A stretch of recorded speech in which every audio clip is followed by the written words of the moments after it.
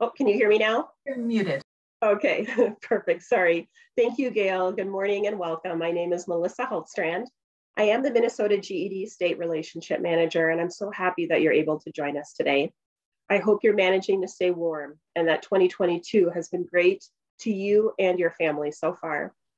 I would like to introduce you to my colleague and good friend, Debi Faucette.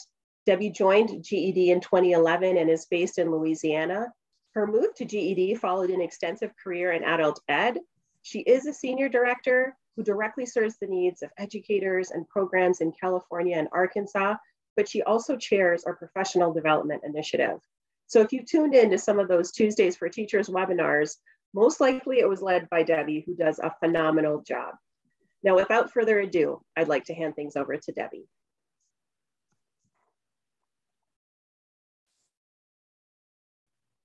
And Debi will start her video so that I can be heard. Good morning, everybody. It is, and thank you, Mellissa, for the introduction, and thanks for the invitation to have a few minutes to share with you today. I am Debi Faucette, and she's told you everything you need to know about me for this take and bake session.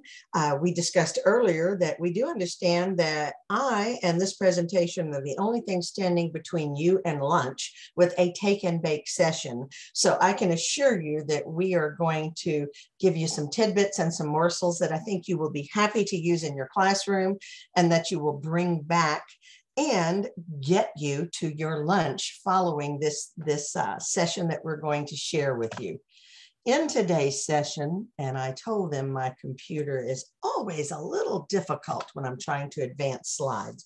What we're going to talk about in the next 45 minutes, when I was asked to do something about reasoning and its importance in the reasoning through language arts test, I think it's kind of nice to revisit the importance of reasoning skills throughout the entire 2014 GED program.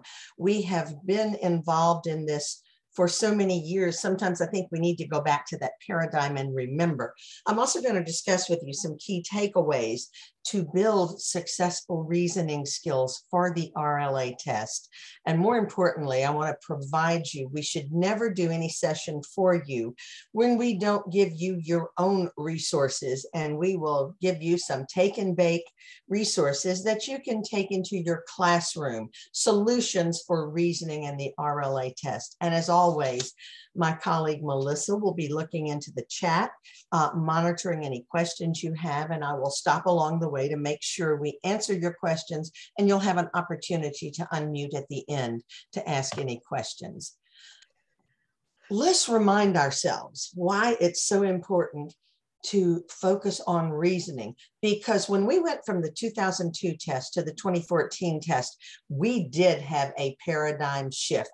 We went from pretty much rote, everything was there for you if you just could figure out the right answer, to reasoning. You are going to have those critical thinking skills across all of the content areas. You're going to have problem solving skills in all of the content areas. And you're going to have to develop close reading skills in all of the content areas for our students. It's so critical. And in the RLA test, that's the one test now where you do have to show evidence-based writing skills.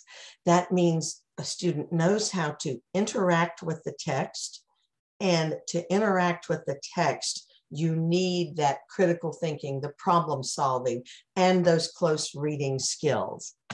So with that in mind, before we jump into some of these, and I'm going to give you 5 takeaways is what we're going to talk about. But I think it's also important, if we're going to offer the takeaways in reasoning and how we get our students through that process, it's also important to remember what earns points in the RLA. So why is reasoning important? So one of the ways you're going to earn points is to be able to analyze the issue or the quality of the argument that's presented. So evidence has to be cited, they've got to support the overall message, and it must be analyzed in some way. Analysis and evaluation can't be done without some reasoning skills. You've got to demonstrate that that text taker has engaged with the text and created a text-based argument. Fancy words that just mean when you're telling us why you picked this argument, you're using the words that you have read in that text. And I think sometimes those are some of the key points we need to remember for our students. We also know we're going to earn points in the RLA test by going merely beyond just stating which side is better, but you've got to include the why. That's where the analysis and evaluation comes in. And you need to do more than just use quotations to earn points. When I said we can use those words, we've interacted with the text, but the evidence cited must have to support the overall message. And in the why, we want to use, a student wants to use their own words. Just a reminder, because this is something we're seeing in our research that our test assessment people are sharing with us.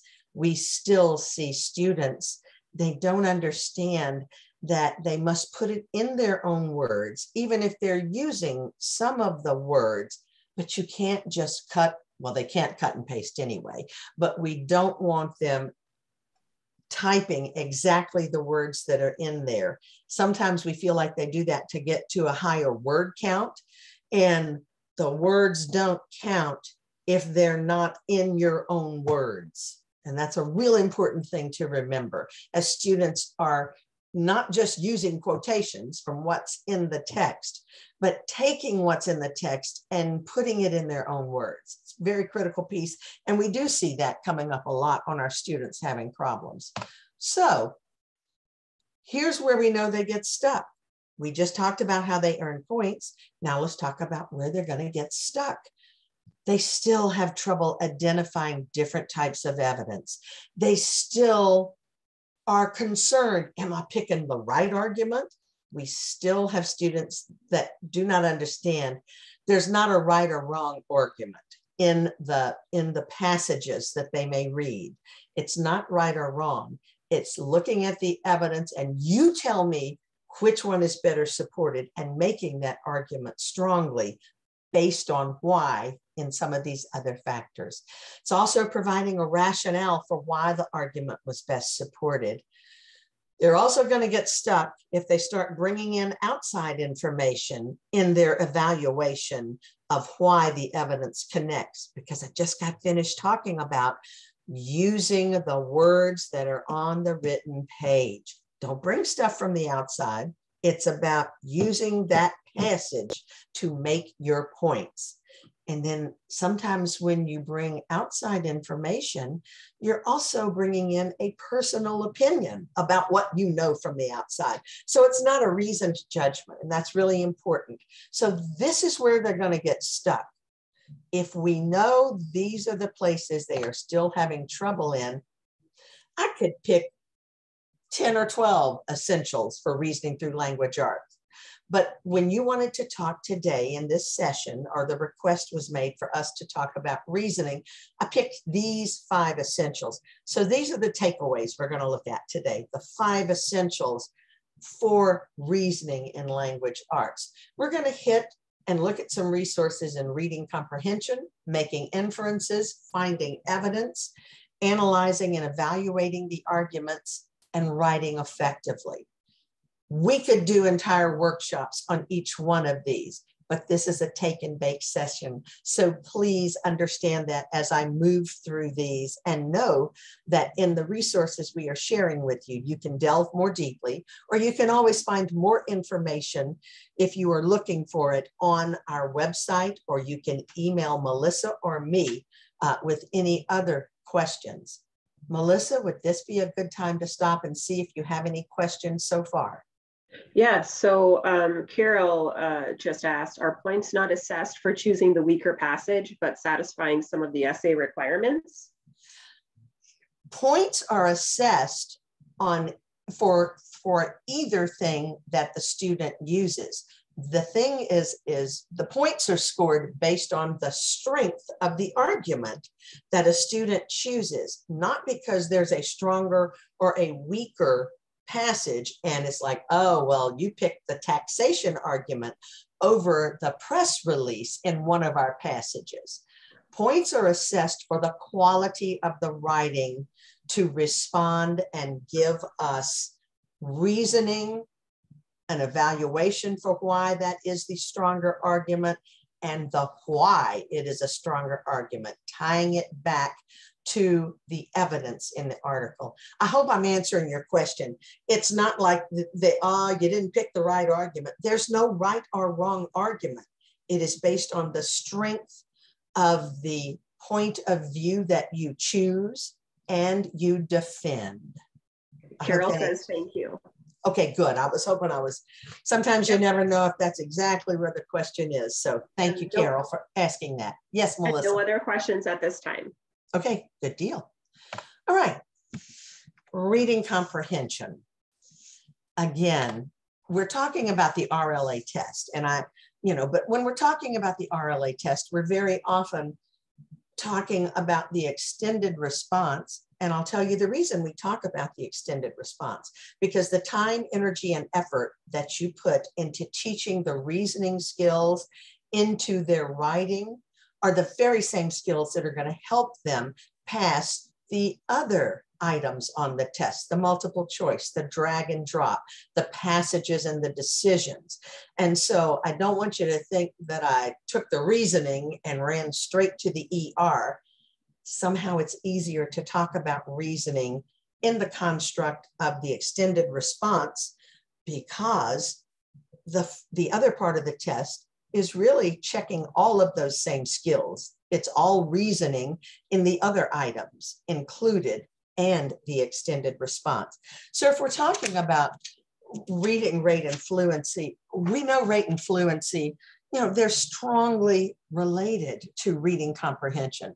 In fact, as someone's oral skills increase, so does their reading comprehension. We know why that happens, and you probably know, and I'm preaching to the choir, but when word recognition becomes automatic, then the reader's spending his cognitive ability on the passage itself and close reading and reading for understanding. They're spending their time on what they're reading.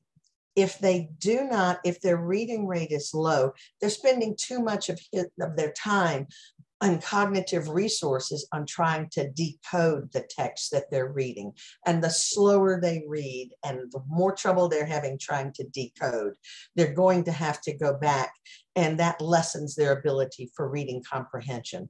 So in your classroom, any opportunities that you have to help them with their reading fluency is only going to enhance their reading comprehension.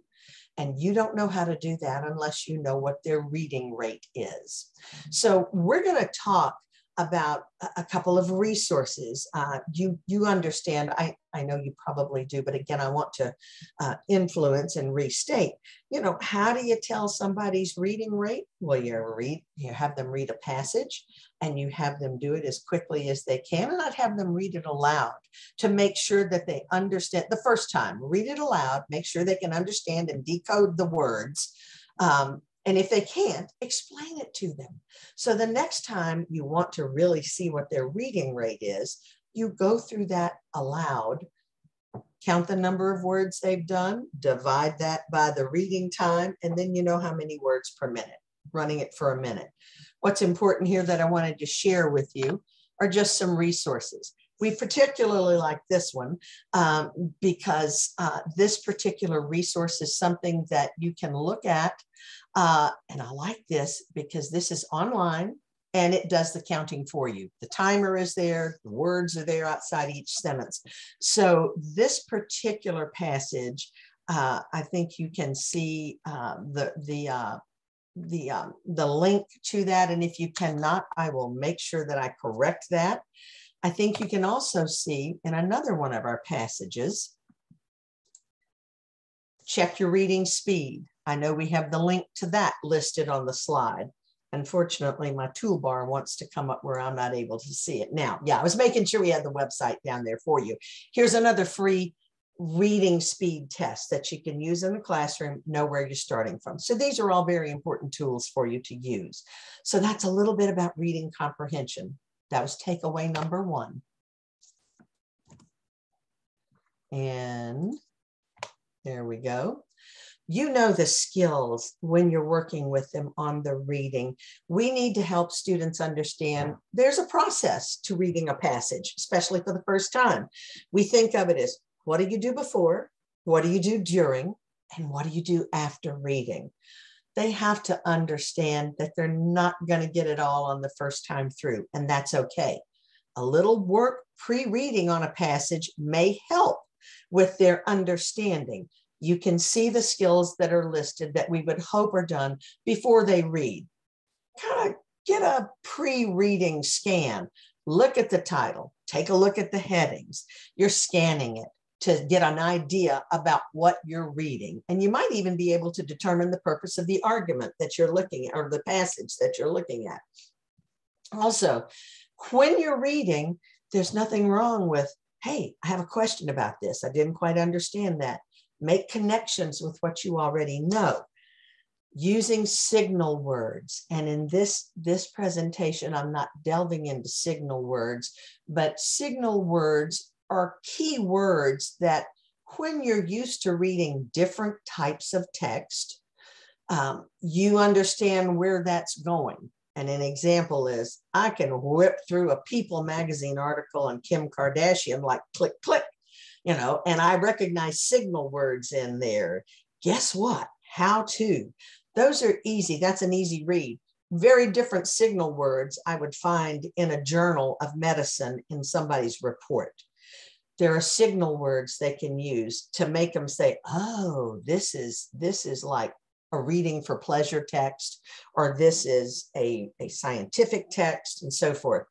And you can also use the context of the thing to identify unfamiliar words.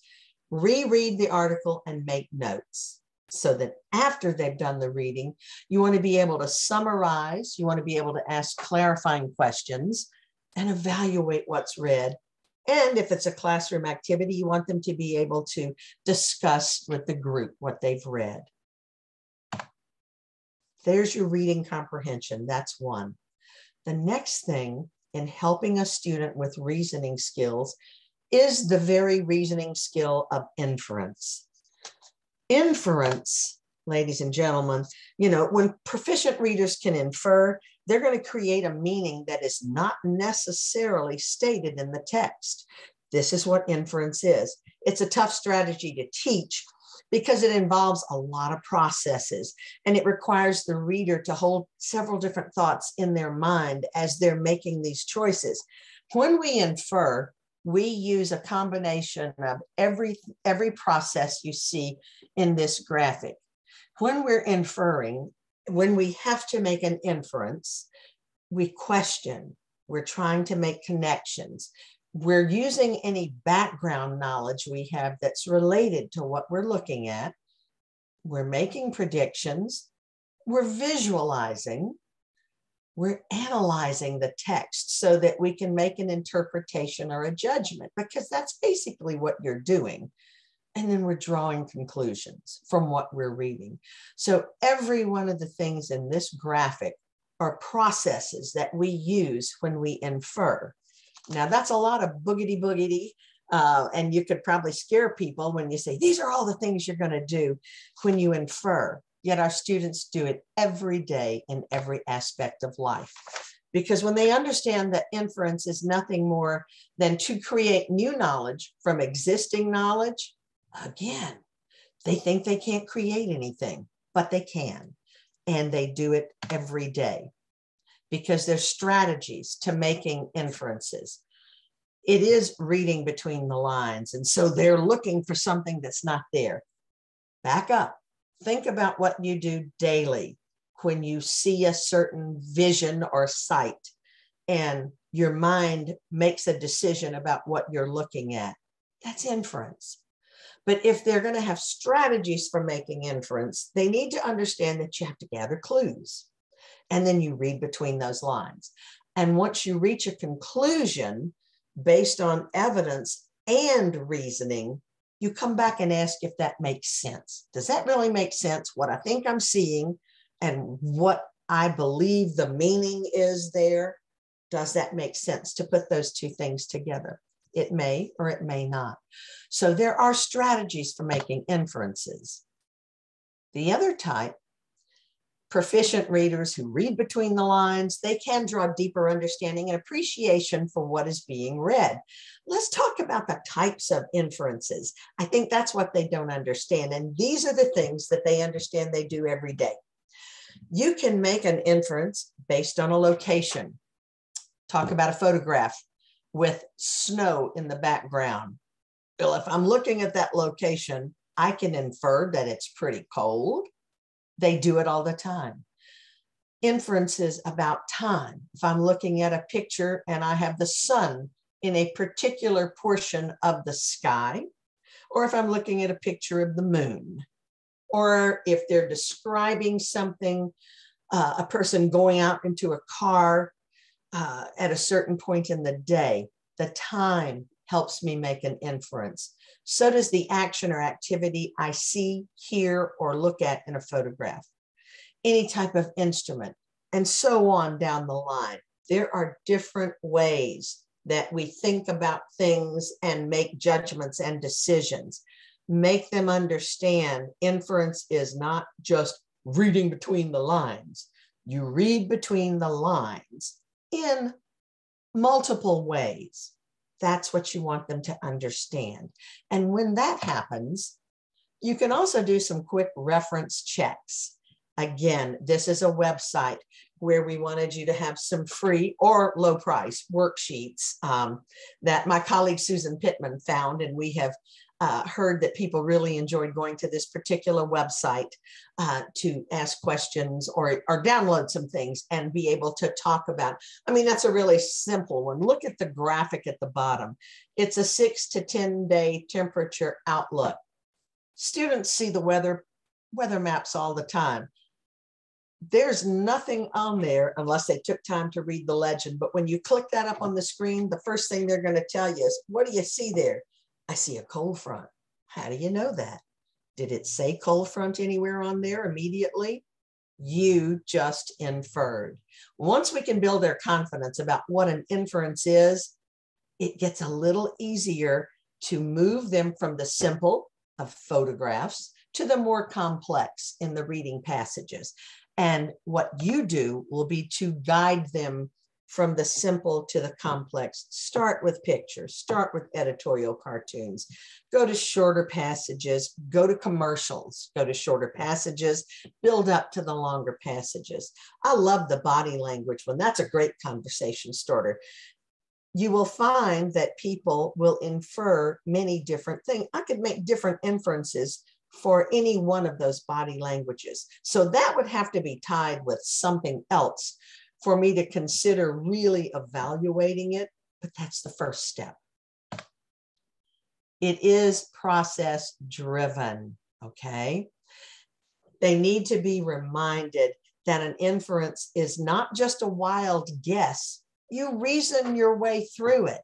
It is an art, and they do it every day. And now we're asking them to improve and increase that ability into active reading skills. And it's active reading. So they want to engage with the text and or the information presented. And it means I'm going to question, I'm going to think critically, and I'm going to make some connections. It's not a guess. You already know how to infer. We're just honing your inference skills. That's the second takeaway, take and bake. Mellissa, anything we need here? No, not any questions per se, but just different comments when you were covering reading test and reading speed. Okay. There was a mention as to one of the websites that's used, and Alicia gave a great example, for inferences, just starting out with the windows open, the window's already open. I say I'm cold, what do I want you to do, as a great example. Yeah. And thank you. And look, if you all are using those tools and instruments, because this will be copied, put it in there for your colleagues to help build on. That would be great. Thank you. So part of, I tie this one in because we are finding from our research across all content areas that our students are having tremendous difficulty interpreting graphs. I put it in here because I consider interpreting graphs also a type of inference, even though the facts are very often there. Visuals, graphs are very important in the science test, in the social studies. I just chose some some visuals. Some are more related to social studies. There's lots of graphs and charts in social studies and in the science and in the math. And, and in the reading, there are visuals and graphs. Sometimes that's sort of an inference. If the data is organized for you over here, you're still being asked to make conclusions. So I want us not to lose sight of the importance of, even in reasoning through language arts, making sure they understand that inference and factual deduction there on your graphs and charts are very important, and it has to be, okay? When they're looking, gist, take a reading strategy. We know what a gist, I get the gist of that graphic. Take a look at it. Improve their ability to comprehend the main idea of a graphic. That's very important. It could be important in how you're looking to infer something in your answer in the extended response. So I wanted to make sure I have this up here for you also. Finding evidence. Guys, I know you're tired of hearing about finding evidence, but we still see that as a problem. It is such a problem that rather, I'm going to show you the chart next, but I even did it in like a different graphic. Maybe the chart is not getting through to them. So let's just make them understand that evidence is all of these possibilities. It doesn't have to be just statistics and data. Now, if I have to prove something, that's all I'm going to be able to use. But evidence is a little squishier in the extended response. It can be expert knowledge or logical reasoning or an emotional appeal or some other facts that are in the article that may support what we have in our submission. But I wanted you to have, as we have talked many times, a definition of the different types of evidence. Maybe the graphic and the definition of the different types of evidence can help students, because the different types of evidence is what they have to use in their reasoning abilities. So how do we reason through these possible types of evidence? That's a key construct of the reasoning. I mean, that's the bottom line. Here we are. So I went a little hurriedly through that, but that is your construct. Also, we have analyzing and evaluating arguments. That's our fourth takeaway from here. Again, it is still difficult for students, and sometimes, I mean, there's nothing more dedicated or tied to reasoning than the ability to analyze and evaluate the arguments. But our test assessment person, Ann Evers, took a look at something, and my colleague Susan and I decided we're kind of tired of using argument. And we thought maybe if we change the terminology a little bit, you are looking at two arguments. Maybe if we have students see it as a viewpoint, there's more than one viewpoint here. Maybe the argument word is making them so nervous that they're afraid they're not picking the right fight, So we're going to try the word viewpoint in the next few things. And so we used it in our Tuesdays for Teachers just yesterday, and I wanted to share it with you today. It's all the same thing. I'm just looking for hooks that may be easier for students to feel less daunting about as they go in respect. Okay, if you're telling me they're presenting more than one viewpoint and I need to pick a viewpoint and decide how I'm going to say this is the most strongly, it's just words. But we've been doing this for a number of years, and now we're really reframing how we look at how we do these things for students. You've seen this probably more times than I have. You know, one of the viewpoints that we have used forever is, and it's in our booklets, is taxation and revenue stimulus material. It's a passage of a bill, and it's an argument against it, and an argument, a press release from the legislative person. The Oak Falls Gazette, it's a letter to the editor opposed to what is on the left side, Viewpoint 1, which was a press release saying we got this law passed for these federal funds. And the other letter says, we don't think that was such a good idea, and here's why. If we're working through a reasoning process, we've got to identify the evidence from each viewpoint. And we wanted to put this in to remind students, okay, what do we consider strong evidence? There you have it. Pretty easy. Research on the experts, reliable sources, relevant facts, logical conclusions. If it's weak evidence, it's the more vague references. It's unnamed sources, things that you can't really document or back up to. It's irrelevant details that don't really make a hook to what you're trying to say it showed. Or if your reasoning is just flawed for why this does or doesn't support something. So very important on this side and when we're analyzing the writing. This, I'm going to show you the last, this is the fourth one. This is analyzing and evaluating arguments. Our fifth point is writing effectively, and this kind of laps over into both of them.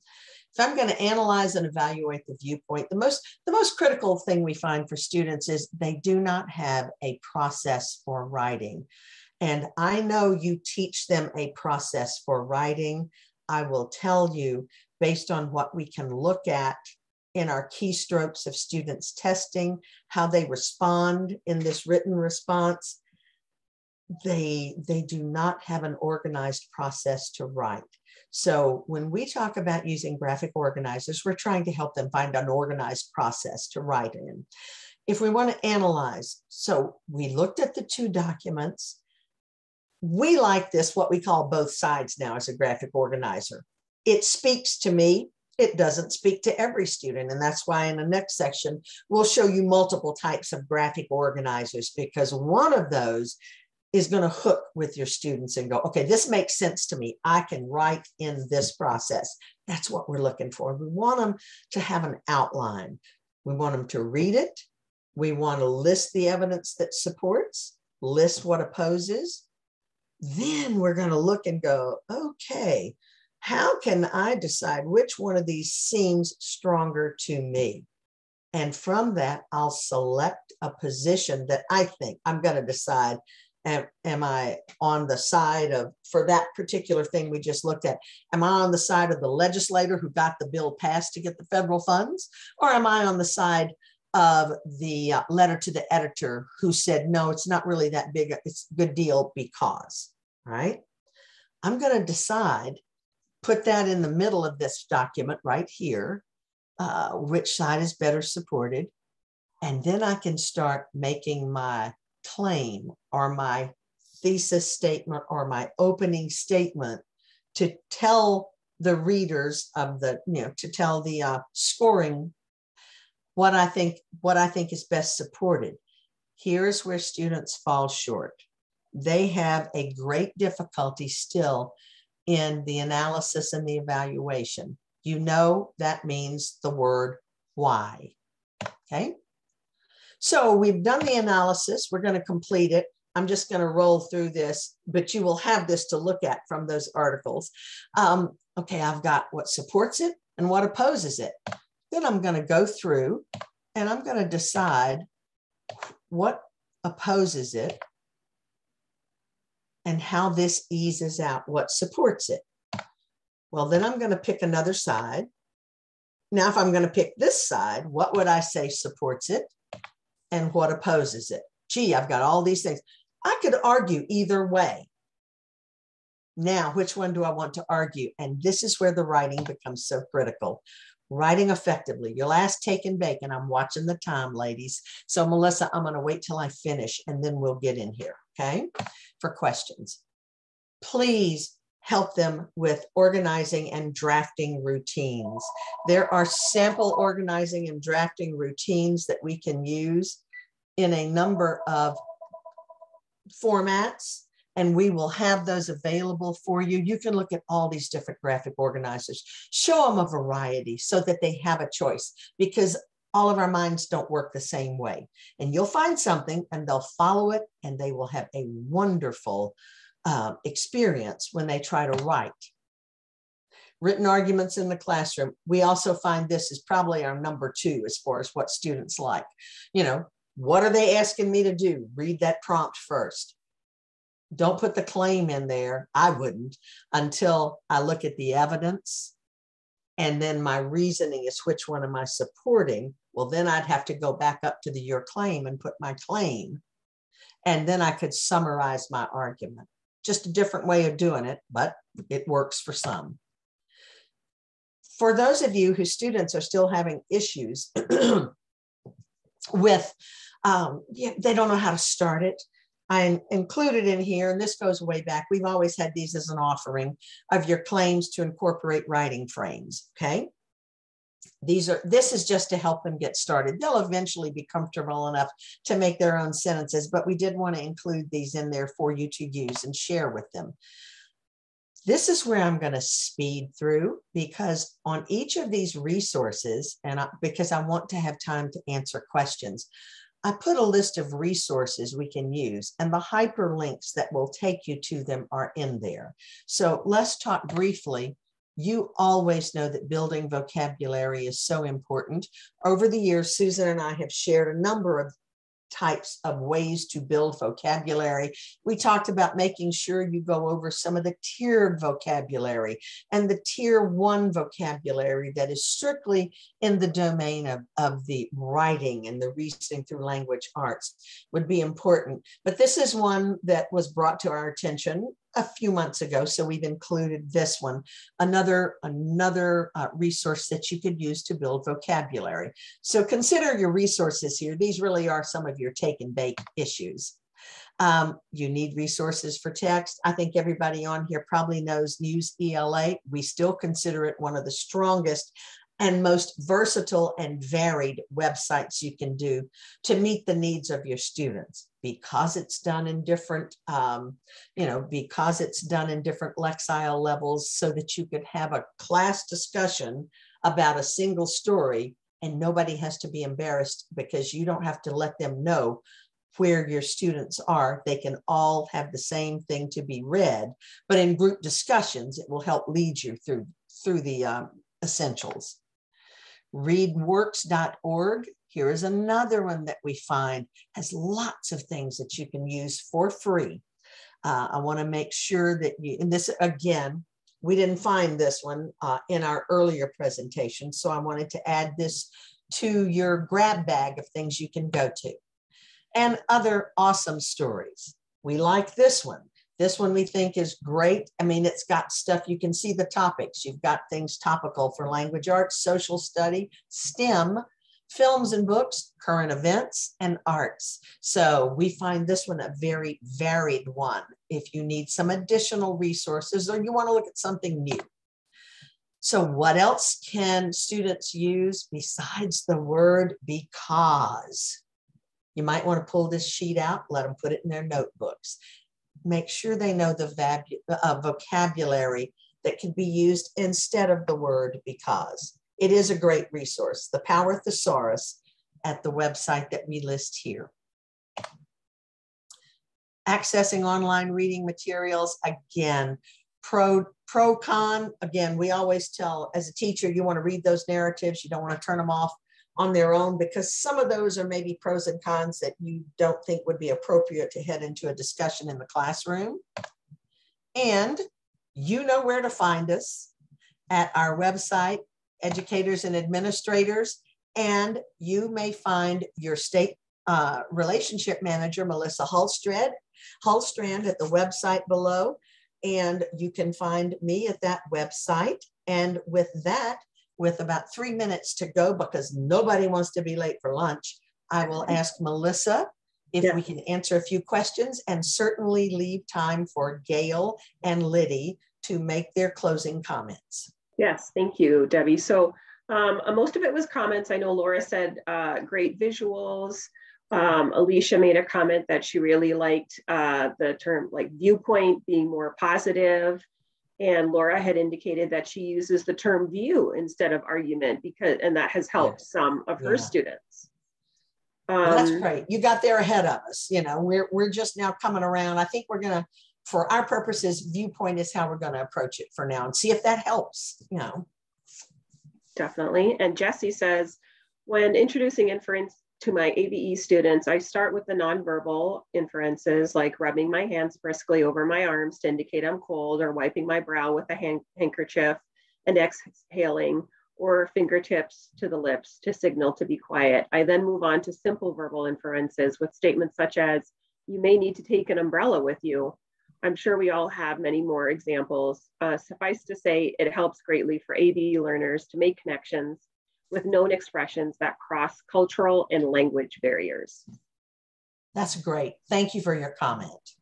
And Clarice says, I like the term viewpoint regarding types of evidence. I would not have classified emotional appeal as a type of evidence. That seems a problematic line of thought.